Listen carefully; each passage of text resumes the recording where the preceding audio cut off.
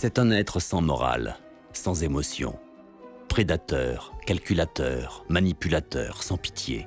Il peut pourtant se montrer aimable, charmant et sympathique. Mais il est capable du pire. Né mauvais ou corrompu par la société, calme ou violent, solitaire ou social, ses motivations nous échappent. Il se place au-dessus des lois. Seul son plaisir compte. Mais toujours aux dépens des autres. Personnage souvent magnétique, il nous terrifie, nous répugne et pourtant nous fascine. Il semble être le mal incarné.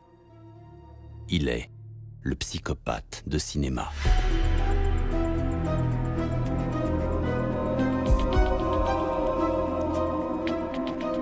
Psychopathe. Ce mot éveille dans la culture populaire des criminels retors ou des tueurs en série. Mais la réalité est différente. Considérée comme un trouble du comportement, la psychopathie se caractérise par une absence totale d'empathie, une méconnaissance des émotions, un profond narcissisme et aucun sentiment de culpabilité. Un être froid qui ne connaît ni la tristesse ni la sincérité. Psychopaths generally are a bit numb. Not only numb to feelings, but numb to pain, numb to anxiety. They can break an arm and just stare at it and go, oh, like a machine. They're like machines. They often are narcissistic. You know, they're very glib. They have a shallow affect. They're really good at manipulating people. They're very good at lying to people. Le psychopathe est capable de commettre des actes plus ou moins graves et n'en ressentir aucune culpabilité, aucun remords. Imagine living in a world where there are no rules, and that's where they live.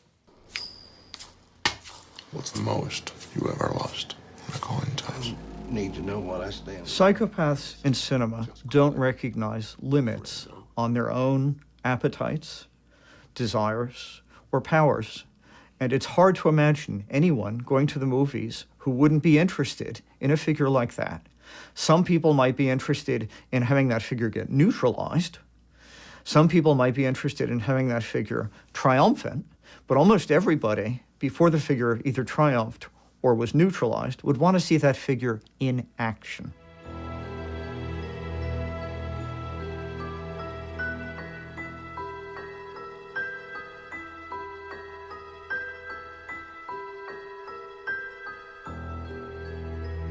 Dans les années 30 aux États-Unis, la Grande Dépression fait rage et provoque une explosion du chômage et de la pauvreté. Rien ne semble endiguer la chute vertigineuse de l'économie.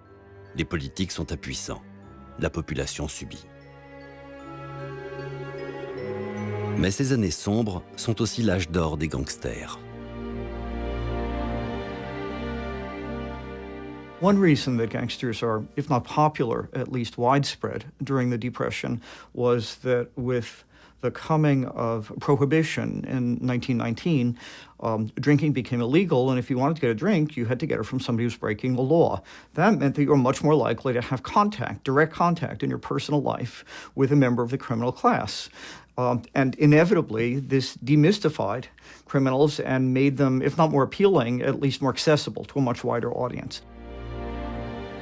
Impuissante face à la crise qu'elle subit, la population voit en ces gangsters des hommes libres, capables de tenir tête à un gouvernement auquel elle ne fait plus confiance. Ces personnages flamboyants vont inspirer Hollywood. Paul Muni dans Scarface, James Cagney dans L'ennemi public, ou encore Edward G. Robinson dans Le Petit César, dessinent les contours des premiers psychopathes du cinéma.